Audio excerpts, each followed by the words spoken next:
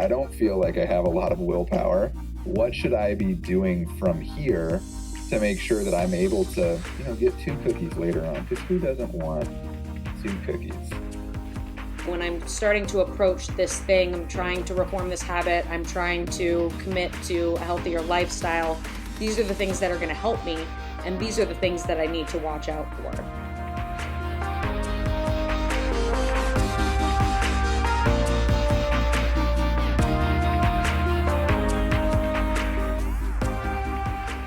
Hello and welcome to Full Circle, the Magic Mindset Podcast.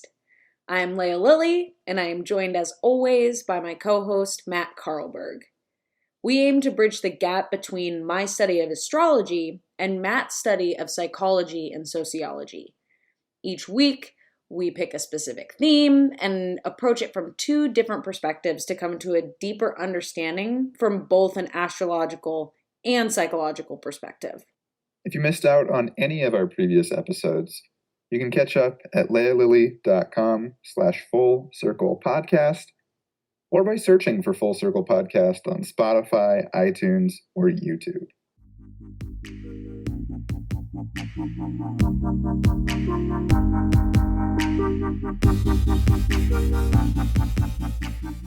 Leah and I have been on a wellness kick lately.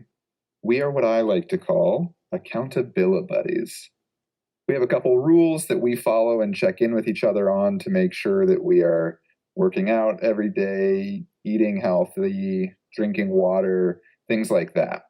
And for me, at least, I know that throughout my life, I have had to find these accountability buddies to make me do the things that I should just be doing already, because I lack the theme of today, which is willpower.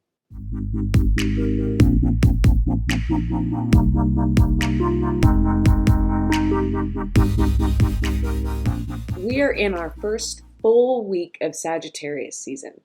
Lasting from November 22nd until December 21st, this is a transition from the water energy of Scorpio to the fire element of Sagittarius. The quality of Sagittarius I want to explore with you today is just that, exploration. Like Dora, it's time to strap on your backpack, pull out your map, and start exploring. Sagittarius is known for its spirit of adventure. Most Sagittarians really enjoy travel and exploring the world and themselves. Sagittarius season provides us with opportunities to grow and expand through experiences. This is the season that beckons us forward, onward, and upward. Whether we're ready or not, it's time to venture out and explore. This can seem especially hard to do right now as we face winter in the Northern Hemisphere, but remember, exploration can happen on both a personal and physical level. This is a great time to explore who you've become over the past year and start getting an idea of who you'd like to expand into being. It's a great season for travel and going exploring and experiencing new places, even if that means local travel within your city. Try venturing to a place you've never been over the next few weeks. This season may throw you some obstacles and challenges on your adventures, and Swiper may try to thwart you once or twice. But remember, you have the tools in your backpack to make it to the end of your journey through Sagittarius season. After all, we made it through Scorpio, didn't we? And you can always throw out a swipe or no swiping to save the day. Venus enters Capricorn on Monday, November 25th, asking us to consider structure and definition when it comes to love and pleasure. How can you show love through responsible and logical gestures? This may almost seem counterintuitive when it comes to love. After all, love's got a certain flow to it that can be hard to contain and put structure around. But Venus in Capricorn encourages us to observe the ways we can bring some practicality to who and what we love. It's time to take an honest and logical look at these things and to take stock. What's working really well? What's missing? What needs some improvement? Asking these questions is going to ask us to check our emotions at the door so we can use our logical power to give the things we love some stability, structure, and security. After all, we want them to last, right? Emotions are going to be more reserved as we take on issues in a more practical way during this transit. This is going to help us root our relationships and desires into the real world. Don't let your insecurities overtake you here. Rather, use them as jumping off points to grow. Sagittarius has got your back here. Remember, it's all just part of exploring. The new moon in Sagittarius graces us with her presence on Tuesday, November 26th at 9:05 a.m. Central Time and has us exploring our inner sense of freedom. What does it mean to be free in your world? What makes you feel boundless, limitless, and open? This new moon is a great time to explore what you want for yourself and assert your confidence in the life you want to create for yourself. You may have big dreams or ideas that others have deemed unrealistic, but this new moon is here to reveal the real obstacles that stand in your way and hopefully pump you up enough to get excited about the journey of conquering them. It may be tough, but I'll bet you've been through tougher. This new moon and the Sagittarius season is all about freedom within and without. It's time to go ahead and take that leap toward your dreams, baby. Neptune stations direct in Pisces on Wednesday, November 27th, allowing our imagination to soar to new heights. After being in retrograde for several months and maybe feeling a little uninspired or blocked, this movement reminds us that there's not always a logical answer to everything. Sometimes tuning into our own intuition is key to dissolving boundaries and limits. This may create some confusion or chaos as you enter new territory, but remember, this season is all about exploring the new and unknown. It's time to explore our dreams, let ourselves imagine freely, and use that imagination to bring change around us. Listen inwardly for answers and trust yourself. Neptune is at home here, as Neptune rules Pisces. Now that things are moving forward again, hopefully your head, heart, and intuition will be feeling a little clearer. Everything seems to be working in harmony this week, so I hope it brings you a happy, beautiful, and peaceful Thanksgiving with loved ones.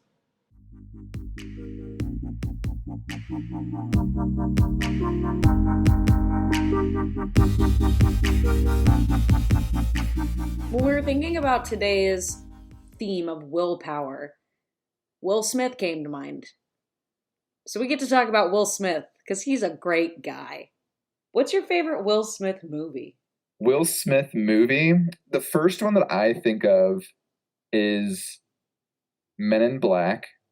I also think of, what was the one where he was the Wild West and they had, like, there's those machines and that bad guy. Do you know what I'm talking about? He portrayed the Wild West himself? Yeah, he was just like a cowboy man, and he had another cowboy man with him, and they got into hijinks, and some dude was going to explode something. I'll look it up. But the reason that those two come to mind are, one of the first CDs I ever owned, not the first one, mind you, but one of the first CDs I ever owned was Will Smith Willennium, I think it was called. Excellent, excellent CD. And then Men in Black comes to mind because I used to watch the cartoon with my dad. So Men in Black is your favorite Will Smith movie? I think that that's probably what I would say if I had to pick. But I also like 7 Pounds. Excellent, underrated film. What's the one where he's the day trader and he does the Rubik's Cube? Pursuit of Happiness. That's an excellent film. I, Robot, great movie. I, Robot's good. Hitch is good. What's the one where he's the last guy on Earth, pretty much? Oh, yeah. I Am Legend. Shoot. I Am Legend, yeah. That's such a good one. And you know what's really interesting about I Am Legend? Well, there's so many things. One, I consider myself to be a zombie expert. Everybody thinks those are zombies. They're not. They're vampires. Number two, if you read the book, I'm not that guy. The book is so much better. It's such a good book. They're totally different. So maybe it's not better, it's just good. But like, you should absolutely read the book. It's great. I might pick it up. That sounds like an interesting book. It sounds like it would be an interesting read. So I might pick that up. It's funny that you mentioned Will Smith's sort of musical career because I remember also having a Will Smith album. I had Lost and Found. I don't even know what that is. It was, I guess, a rap album that he put out in 2005. And I just remember like jamming out to that. And then as I got older, I was like, this is a really interesting little album here. And I don't know where I got it or why I had it, but I had a Will Smith album. Yeah. Get it? You know what? I'm trying to find this Wild Wild West movie that he did. There's a song about it and everything. It's a real thing, but I can't find it yet. But a couple of the other greats, Bad Boys, Bad Boys 2, Focus was good. He was also in Aladdin and Suicide Squad, both of which I'm not super fond of. Independence Day is an amazing movie. And did you see, it's a Netflix original. It's called Bright. Did you see that? I did not. Oh, it's so good. It like really appeals to the, I guess, spoiler alert, guys. I'm a Dungeons and Dragons dude. Like I actually really enjoy that game. And it really appealed to like the world building sense there. I'm sorry, I'm going a million directions at once because Will Smith is also going a million directions at once. The movie is just called Wild Wild West, and Will Smith does a song called Wild Wild West in it. You know, the whole Smith family is really interesting to me. They all seem to have some part in the entertainment industry, which is really cool. But I know, and maybe the whole ploy of using Will Smith as our little non sequitur today was to talk about Jada, because she is one of my favorite people right now, huge role model in life and really in the industry for me as far as what she's doing right now. And she has started this, I think it's through Facebook, honestly, where her and Willow and Jada's mother sit down and they call it Red Table Talk, and they'll talk about like different things and get 3 different generational perspectives. And then they also have like different celebrities come on. Like at one point, Will Smith himself even came on and they were like, we're going to talk about some of the misconceptions that people have of us and our family and just get like really real and talk about what was said and what actually was going on. And I think that the whole family really displays this like form of transparency that we sort of demand as we move further into the future of like, we just want to see that people are authentic and like real human beings and not these kind of like fake images. And I've really enjoyed watching this family be very transparent and sort of break down the perception we all have of them to say, no, this is actually who we are and how we function as a family. That's super cool. That's a neat project to do as a family, I think. I really like that. Yeah, and for such a powerful, famous family, too. I think it's an incredible idea, and I love watching them. I, like, covet my Red Table Talk episodes and times, and I still have a whole bunch of them to watch, but I watch them slowly because they really make you think about stuff. Like, they're not approaching light topics. I think the most recent one I saw come out was about narcissism and how to recognize if you're in a relationship anywhere in your life with somebody who's a narcissist. That honestly sounds like one that we could do. Be interesting. It would be interesting to also see if there's astrological trends in terms of narcissism and where it shows up. But just from Will Smith to Jada to Jaden to Willow to all the Smiths, what a fam. Yeah, we do have to talk about at least, we don't have to spend any time on it because I think it's time to move on, but I mean, we have to mention Fresh Prince of Bel-Air, of course. Yes. And then I would like to close with this statement. We must never forget Will Smith's magnum opus, Shark Tale.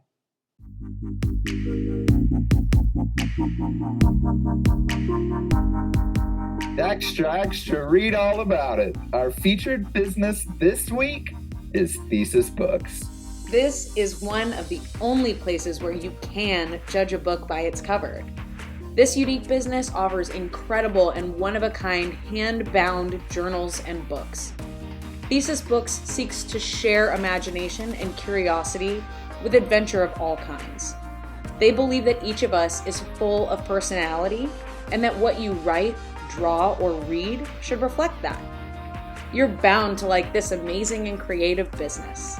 Whether you're an avid reader or just looking for a nice planner, turn the page to thesisbooks.com. I really just want to make sure that everybody knows that I said leather, and that's like a really good pun. What is willpower? We've talked about it a lot thus far, and I think it's obviously a term that everybody knows, but I don't know that like we have a good way to make this intangible thing tangible. So willpower is really just the ability to put off short-term gratification in order to get what you want in the long term. It requires conscious effort, and typically it requires a significant investment of resources. So think, mental, emotional, physical resources. The other thing, and I think that this is a little bit different and helps further our definition here, willpower is a resource in and of itself, and it is finite. It is a very limited resource. So there's a couple of psychology experiments that have been done really to just demonstrate when we start to gain willpower as children and how important it becomes as an adult. So the kid version, we've all seen it. There's really popular YouTube videos of it. You give a kid a marshmallow or an Oreo or something, and you say, okay, we're going to leave. If this is still here when we get back, we'll give you 2. So pretty simple cause and effect there, right? Don't eat the cookie, you get another one. Before the age of 5 years old, it's like almost impossible for a child to not eat that cookie or marshmallow as soon as you leave. But after 5 years old, we start to be able to do that mental math to say like, okay, I can do this. I just need to hold tight a little bit longer. They're going to come back and I'm going to get that second cookie. So it's about 5 years old is where we start to learn that.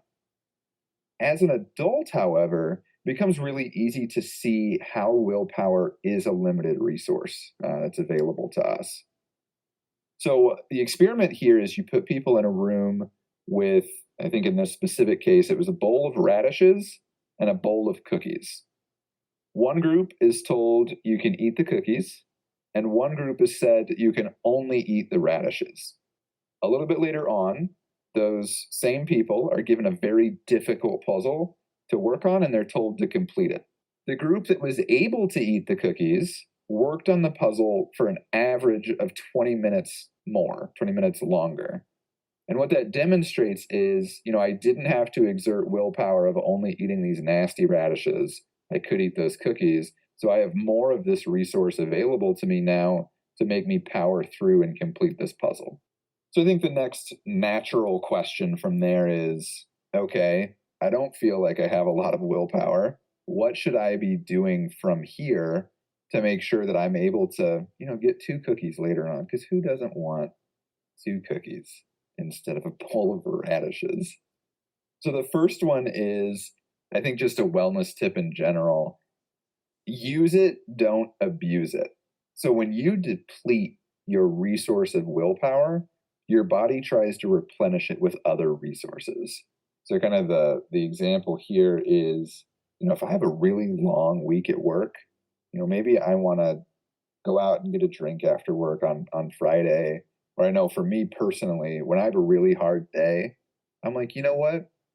I am going to get a pizza tonight. And when most of your days are difficult, it's like, well, then you're eating pizza every night. That's not good for you. What are you going to do? So use it, don't abuse it. The next one is to utilize distraction. This is one that I'm super, super good at. One of the rules that Leia and I are following is no eating between 7 p.m. and 7 a.m. It's a little different for her because of her work schedule, but it's basically don't eat right before bed. And if I am really feeling like I want a snack, or maybe I want to, get some unhealthy thing delivered, something like that, I just distract myself. I start playing a video game, I go work out, I call a friend, do something so that I'm not focused on the fact that like, should I or should I not go get this food? And the last one is work it like it's a muscle. It really is the type of thing where you can build the amount of willpower resource that you have available to you just by being active in your willpower. So if we are able to do something for a long enough period of time, it becomes a habit. And once we've built that habit, it doesn't require as much, if any, willpower to keep doing that thing. Habits typically form between, and this is a huge number and I get that, between 18 and 250 days. So if you do that activity for that amount of time, you'll form a habit. It depends a lot on the activity, but really what we would typically say is between 3 and 4 weeks, you're able to form that habit. So if you can win that mental battle for a month, then you're going to, grow that willpower resource in the future. When we look at willpower in terms of astrology and where willpower lives in the astrological realm of things, we're looking at Mars. We've talked about Mars before, but Mars indicates how we take action. It's an action-oriented planet. Mars was the war god, so this is kind of associated as being the war planet, and that energy, that assertion, that initiative, the thing that drives our desires and how we overcome obstacles and how active we are all indicated by our Mars placement. So in preparation for our episode, looked at Matt and my Mars placements. My Mars is in Libra. We've talked about this a little bit, but my impulses sort of remain dormant until I'm able to mentally weigh a situation. So Mars is an impulsive planet. It wants to be impulsive. It wants to take action and urgent action, and it wants to act freely. But with my Mars in Libra, the scales, the weighing of that sort of comes into play first, and I don't always take action right away. For Matt, with Mars in Aries, Mars is at home there, and it's forceful, it's assertive, at times it can be aggressive, it's got a lot of vitality. And so when we look at these two signs, right, of Libra and Aries, for me, Libra, air, because Libra is an air sign, there's a lot of thinking involved. So I'm able to think through, okay, this is what I'm trying to do. This is what I'm trying to keep myself to or keep myself from doing. And there's a little bit of a tendency to be able to reason and say, oh, let me convince myself that instant gratification now is better than the payoff of waiting until later. Or on the flip side of that, being able to reason with myself to wait. But because there's sort of that give and take, that balance of the scales, it could go either way. For Matt, he is good at acting on things. He's good at putting power into things. And maybe it starts with this sort of fiery burst of like, yeah, I'm doing it. These are all the rules. I've laid it out. This is what I'm going for, because Aries is a fire sign.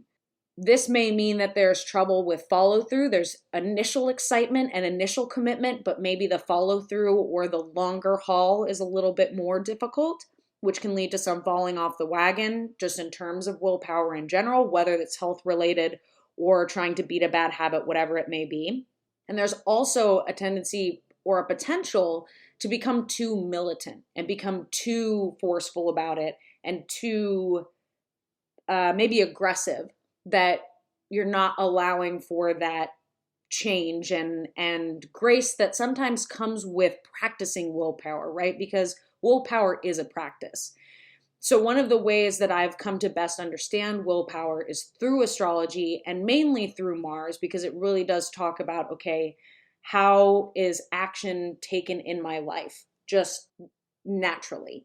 And then once you understand that and you understand what natural strengths you're working with and maybe what natural drawbacks, you can start to understand, okay, when I'm starting to approach this thing, I'm trying to reform this habit, I'm trying to commit to a healthier lifestyle, these are the things that are going to help me, and these are the things that I need to watch out for. If there's anything that I talk about time and time again in each episode of our podcast, it's that knowing the route beforehand can be really helpful. And the astrology of willpower helps give you a little bit more of the lay of the land before you just walk out there and sort of encounter these like little landmines that are hidden and do teach us things. And there's no problem with stumbling upon experiences, but this can maybe instruct you to where some of those might be so that you're not running into as many issues. You're a little more prepared. The first thing that I noticed when you started talking about making it look like I'm on fire with a brand new plan. That's definitely something that I do. And it's gotten to the point where like I have to make a conscious effort to not tell people when I'm trying to do something because I will often not necessarily fizzle out, but I just like sometimes have a hard time coming through. Like I've been training for a marathon for like 8 years at this point, and I keep getting injured or I find some reason that I'm not going to be able to do it. And so I kind of like flame out on that. What is the best way for me to not do that? How do I get some, I don't know, I guess would a water sign be opposite? How do I get some water in my life? I'm so glad you asked that question because it brings up a really great point of finding people who have maybe the strengths that you don't. And that's why I think the accountability buddies thing is so great, is because we each have strengths that the other doesn't. You got us started so quickly on, we sort of laid out, okay, this is what we're going to do. And you were like, boom, we're doing it. And I even, the day that we started, I was like, whoa, okay, we're like doing this, and sort of did some of the things and was a little bit like able to talk myself out of other things. And through the beginning of this process, watching your steadfast sort of commitment to it has been really inspiring. So I think it's about working with other people or working around other people who have qualities that maybe you're lacking, that you can find inspiration in to say, okay, how can I use their strength to help better myself, instead of jealousy or all those other things that come up when we look at things that other people are doing and wish automatically that we could just like have that. So I think it's about finding people who have the strengths that you don't, and then on the other side of that, getting really clear about what your strengths are and then what you think you are maybe missing. So what's missing for you, and getting really really clear about that, and whether you think that's something that you can cultivate and practice, and like you were saying, work that as sort of a muscle that then becomes like second nature, or if you're going to need to find that in a different source. But also, looking at your chart as a whole, this is just a piece that we've pulled out. So it's very sort of overarching. But when we look at it next to your moon placement and where your Mercury is and your sun, we start to get a little bit more of a specific picture and how those things specifically relate to you and the way that you experience your willpower journey. I think it's also really important to look at your Mars placement, aka your willpower, next to your moon, which is your emotions, and your sun, which is your ego and personality too. Because those two things will definitely factor into the way your willpower comes out, the way you're able to assert it essentially. So I know we only talked about Mars today and specifically what Mars does, and because a large part of our willpower is housed there. But I just want to make very clear that this works at a much more individual basis and is influenced by a couple of different factors. And so while I definitely encourage you to get out there, look at your Mars placement, start to understand what Mars means in whatever sign it is for you, also understand that the way that works with different aspects of your personality is going to make it more personal to you and maybe change a couple of the elements within that placement and what it holds for you.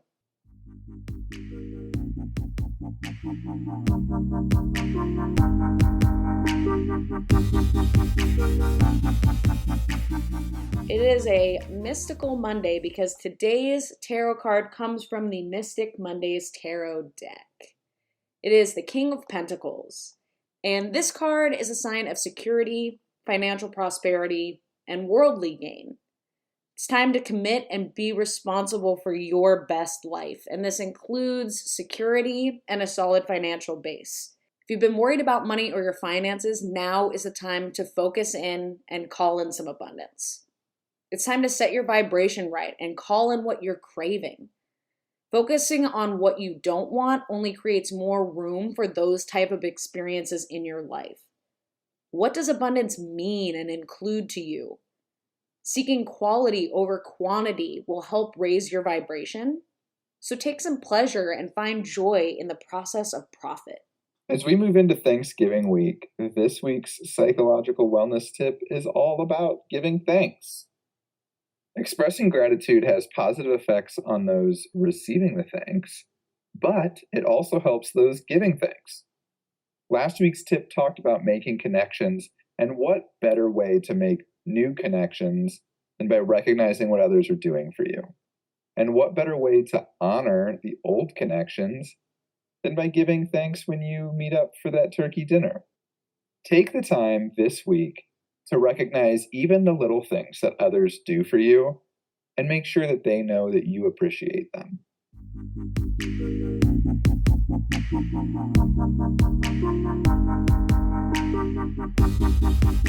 Thank you so much for joining us on this episode of Full Circle, the Magic Mindset Podcast.